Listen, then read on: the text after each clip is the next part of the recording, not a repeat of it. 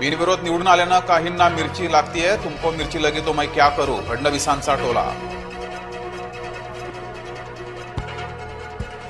अमरावतीत संजय खोडके आणि रवी राणांमध्ये जुंपली. शासकीय पैसा हनुमानगडीवर घेऊन चालले काय, खोडके यांची टीका.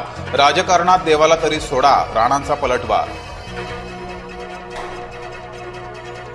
नाशिक मनपा निवडणुकीमध्ये भावाभावात जुंपली. भाजप नेते दिनकर पाटलांचा दशरथ पाटलांवर हल्लाबोल. विलासराव देशमुखांवरील वक्तव्यावरून रवींद्र चव्हाणांचं घुमजाव. विलासरावांवर टीका केली नसल्याचा दावा. लातूरमध्ये विलासरावांच्या आठवणी पुसल्या जाणार असल्याचं केलं होतं वक्तव्य. रवींद्र चव्हाणांचं वक्तव्य विकास कामांसंदर्भात. जास्त विकास कामं करू म्हणजे विलासरावांची आठवण येणार नाही. रवींद्र चव्हाणांच्या वक्तव्याचं रावसाहेब दानवेंकडून स्पष्टीकरण. जनतेच्या मनात कोरलेली नावं पुसता येत नाहीत. रवींद्र चव्हाणांना रितेश देशमुख आणि अमित देशमुखांचं प्रत्युत्तर.